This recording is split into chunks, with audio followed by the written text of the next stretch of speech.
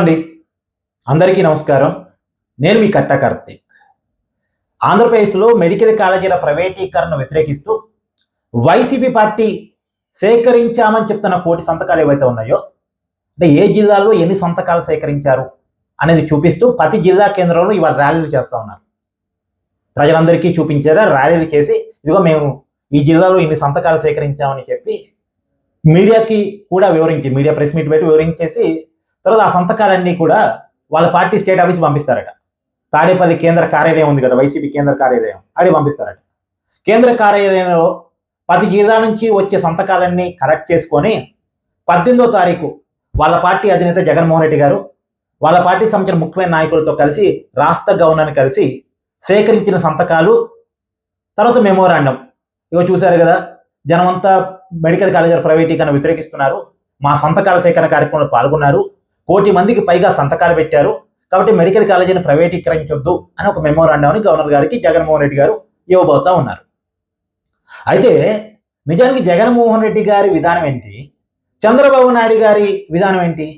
చంద్రబాబు నాయుడు గారి ప్రభుత్వం క్లియర్గా చెప్తుంది, మేము మెడికల్ కాలేజీలు ప్రైవేటీకరించట్లేదు, పీపీపీ మోడల్లో డెవలప్ చేస్తున్నాము, పబ్లిక్ ప్రైవేట్ పార్ట్నర్షిప్. అంటే మెయింటెనెన్స్ మాత్రమే ప్రైవేట్ వాళ్ళకి ఇస్తున్నాము, నిర్మాణం ప్రైవేట్ వాళ్ళు చేస్తారు. మేము అంటే అక్కడ ల్యాండ్ కానీ, ఆ బిల్డింగ్ కానీ, మేనేజ్మెంట్ కానీ మొత్తం ప్రభుత్వం చేతుల్లోనే ఉంటుంది, ఫీజుల నిర్ధారణ కూడా ప్రభుత్వం చేతుల్లోనే ఉంటుంది, పెత్తనం ప్రభుత్వం చేతుల్లో ఉంటుంది, మెయింటెనెన్స్ ప్రైవేట్ చేతుల్లో ఉంటుంది అని చంద్రబాబు నాయుడు గారి ప్రభుత్వం చెప్తుంది. నిజానికి జగన్మోహన్ రెడ్డి గారు చెప్పేది ఏంటి అంటే, వైసీపీ పార్టీ అఫీషియల్గా చెప్తుంది, జగన్మోహన్ రెడ్డి గారు కేంద్రంతో మాట్లాడుకొని 17 మెడికల్ కాలేజీలు సంపాదించారు, దాంట్లో 5 మెడికల్ కాలేజీలు కంప్లీట్ చేశారు, క్లాసులు కూడా స్టార్ట్ అయిపోయినాయి. మళ్ళీ జగన్మోహన్ రెడ్డి గారికి అధికారంలోకి వచ్చి ఉంటే ఇంకొన్ని మెడికల్ కాలేజీలు కూడా అందుబాటులోకి వచ్చి ఉండేవి అని వైసీపీ పార్టీ చెప్తుంది. అంతే కదా. ఇప్పుడు నిజానికి జగన్మోహన్ రెడ్డి గారు 4 సంవత్సరాల కాలంలో 5 మెడికల్ కాలేజీలు కంప్లీట్ చేశామని వైసీపీ పార్టీ చెప్తుంది, కాబట్టి వాళ్ళు చెప్తుంది, మన నేను చెప్తుంది కాదు. మరి 17 మెడికల్ కాలేజీలు కంప్లీట్ చేయడానికి ఎంత టైం పట్టింది? దాదాపు ఇంకొక 10 సంవత్సరాలు పట్టింది. అంటే 2034 లోపు వైసీపీ చెప్తున్నట్టు 17 మెడికల్ కాలేజీలు కంప్లీట్ అవుతాయి. కానీ ఇప్పుడు సిబిఎన్ గారి ప్రభుత్వం ఏం చెప్తుంది, పీపీపీ మోడల్లో వేగవంతంగా నిర్మాణం చేస్తాం, 2029 లోపు 17 మెడికల్ కాలేజీని అందుబాటులో తీసుకొస్తాం, 17 మెడికల్ కాలేజీలు కూడా క్లాసులు స్టార్ట్ అవుతాయి. ఇది చంద్రబాబు నాయుడు గారి ప్రభుత్వం చెప్తుంది. జగన్మోహన్ రెడ్డి గారు అధికారంలో ఉన్నప్పుడు 5 మెడికల్ కాలేజీలు కంప్లీట్ చేసాం, క్లాసులు స్టార్ట్ అయినాయి అని చెప్తున్నారు కదా. ఆ స్టార్ట్ అయినటువంటి కాలేజీల్లో 35% మాత్రమే కన్వీనర్ కోటా ఇచ్చారు, 15% ఆల్ ఇండియా కోటా పక్కకు పెడితే 50% మేనేజ్మెంట్ కోటా, ఎన్ఆర్ఐ కోటా కింద సీట్లు అమ్ముకున్నారు. అసలు ప్రభుత్వ మెడికల్ కాలేజీల్లో మేనేజ్మెంట్ కోటా ఏంటి? ప్రభుత్వం చేతుల్లో మెడికల్ కాలేజీ ఉండటానికి ఉన్న కారణాలు ఏంటి? అసలు మెడికల్ కాలేజీ కాస్ట్లీ కాకూడదు, పేదవాడికి అందుబాటులో ఉండాలి, ప్రతి ఒక్కళ్ళు మెడికల్ చదువుకునే అవకాశం ఉండగలగాలి. ఇక్కడ చాలామంది మెడికల్ కాస్ట్లీ కావటం వల్ల విదేశాలపై చదువుకుంటున్నారు, కాదు ఇక్కడే చదువుకోవాలి, డాక్టర్ సంఖ్య పెంచాలి, ఇది కదా కాన్సెప్ట్. మరి ప్రభుత్వమే సీట్ అమ్మింది జగన్మోహన్ రెడ్డి గారి ప్రభుత్వ హయాంలో. 12 లక్షలకి మేనేజ్మెంట్ కోట, 20 లక్షలకి ఎన్ఆర్ఐ కోట సీట్ అమ్మింది. కానీ ఇప్పుడు సిబిఎన్ గారి ప్రభుత్వం ఏం చెప్తుంది, జగన్మోహన్ రెడ్డి గారు 35% కన్వీనర్ కోటా ఇస్తే మేము 17 మెడికల్ కాలేజీని స్టార్ట్ చేసి ప్రతి మెడికల్ కాలేజీలో కూడా 50% కన్వీనర్ కోటా ఇస్తామన్నారు. అంటే 15% కన్వీనర్ కోటా పెరిగింది. ఈ కన్వీనర్ కోటా ఎవరికి మంచిది?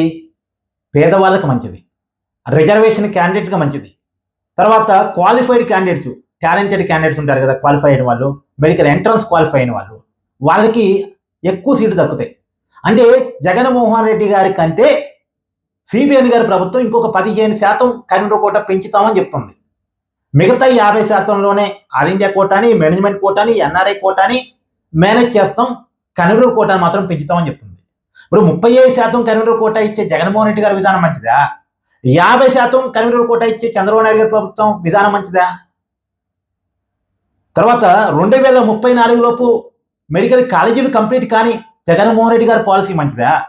2029 లోపే 17 మెడికల్ కాలేజీలు కంప్లీట్ చేసి క్లాసులు స్టార్ట్ చేసే చంద్రబాబు నాయుడు గారి పాలసీ మంచిదా? తర్వాత జగన్మోహన్ రెడ్డి గారు స్టార్ట్ చేస్తున్నా అని చెప్పిన 5 మెడికల్ కాలేజీల్లో సరిగా ఎక్విప్మెంట్ లేదు, సరిగా ప్రొఫెసర్స్ లేరు, ఇది మెడికల్ కాలేజీనా అని ఎన్ఎంసీ డౌట్ వ్యక్తం చేసింది. ఇప్పుడు ఎగ్జాంపుల్ జగన్మోహన్ రెడ్డి గారి సొంత జిల్లా కడప మెడికల్ కాలేజీ, ఆ కడప మెడికల్ కాలేజీలో ఎన్ఎంసి వాళ్ళు ఒక రిపోర్ట్ ఇచ్చారు. ఇక్కడ సరైన ఎక్విప్మెంట్ లేదు, ఇది మెడికల్ కాలేజీ లాగా మాకు అనిపించట్లేదు, బిల్డింగ్ ఉంటే సరిపోదు, ప్రొఫెసర్స్ ఉండాలి, ఎక్విప్మెంట్ ఉండాలి, మెడికల్ కాలేజీ లాగా ఉండాలి అని ఎన్ఎంసి వాళ్ళు నోటీసులు జారీ చేశారు కడప మెడికల్ కాలేజీకి. ఇప్పుడు అలా క్వాలిటీ లేని విద్య ఎందుకు? అదే ప్రభుత్వం చేతుల్లో మెయింటెనెన్స్ ఉంటే, అదే ప్రభుత్వంగా ప్రైవేట్ చేతుల్లో మెయింటెనెన్స్ ఉంటే క్వాలిటీ మెయింటైన్ చేస్తారు, జవాబుదారీతనం ఉంటుంది. అందుకని పీపీపీ మోడల్ని ఎంకరేజ్ చేయాలని సిబిఎన్ గారి ప్రభుత్వం మాత్రమే కాదు, కేంద్ర ప్రభుత్వం కూడా చెప్తుంది. కేంద్ర ప్రభుత్వం స్థాయి సంఘం పీపీపీ మోడల్లో నిర్వహిస్తే ఆ నిర్వహించిన సంస్థకి పన్ను రాయితీలు కూడా ఇస్తామని చెప్తుంది. ఇప్పుడు ఏ పద్ధతి మంచిది అంటే, నిజానికి మెడికల్ కాలేజీల సంఖ్య పెరగాలి, అది కూడా త్వరితగతిన పెరగాలి. మెడికల్ కాలేజీల్లో సీట్ల సంఖ్య పెరగాలి, క్వాలిటీ ఎడ్యుకేషన్ ఉండాలి, పేదవాళ్ళు ఎక్కువ మంది చదువుకోగలగాలి. ఎక్కడ ఏ విధానంలో ఎక్కువ మంది చదువుకోగలుగుతున్నారు, ఏ విధానంలో ఎక్కువ మెడికల్ కాలేజీలు అందుబాటులోకి వస్తున్నాయి, ఏ విధానంలో మెడికల్ కాలేజ్ సీట్ల సంఖ్య పెరుగుతూ ఉంది, మనకి ఆచరణలో సిబిఎన్ గారి ప్రభుత్వ విధానం అని తెలుస్తున్నప్పుడు కూడా మొండి కేసి వైసీపీ గొడవ చేయటం అంటే ఇది నిజానికి కొంత ఎబ్బెట్టిగా అనిపిస్తుంది. కాకపోతే మన వాళ్ళకి ఏమనిపిస్తుంది అంటే, ప్రభుత్వం చేతుల్లో మెడికల్ కాలేజీలు ఉండాలి, ప్రైవేట్ చేతుల్లో పోవటం ఏంటి అని సహజంగా మనకు వ్యతిరేకత అనిపిస్తుంది. ప్రభుత్వ ఆస్తిని ప్రైవేట్ వాళ్ళ చేతుల్లో పెడుతున్నారు అంటే సహజంగా మనకు కోపం వస్తుంది. కానీ రియాలిటీలో మనం ఉండాలి. నిజానికి ఇలా ప్రభుత్వం విద్యను మెయింటైన్ చేస్తుందా? మనం ఓపెన్గా మాట్లాడుకుందాం. విద్యను సరిగా మెయింటైన్ చేస్తుందా? ప్రైమరీ ఎడ్యుకేషన్ సరే, మెడికల్ విద్య దాకా వద్దు, ప్రైమరీ ఎడ్యుకేషన్ సరిగా ఉందా? జగన్మోహన్ రెడ్డి గారి అయ్యాల్లో ఒక్క డిఎస్సి నోటిఫికేషన్ అన్న వేశారా ప్రైమరీ ఎడ్యుకేషన్ స్ట్రెంథెన్ చేయడానికి? మరి ఎందుకు ఉట్టి మాటలు? నిజానికి ఎడ్యుకేషన్ని గవర్నమెంట్ స్ట్రెంథెన్ చేసుకోవాలనుకుంటే ముందు టీచర్ల నియామకం జరగాలి కదా. కూటమి అధికారంలోకి వచ్చిన తర్వాత మెగా డిఎస్సి చేశారు, మళ్ళా డిఎస్సి చేస్తామని చెప్పారు. జగన్మోహన్ రెడ్డి గారు 5 సంవత్సరాల కాలంలో ఒక్క డిఎస్సి నోటిఫికేషన్ అన్న వేశారా? విద్యారంగం మీద అది వైసీపీకి మాట్లాడే హక్కు ఉందా?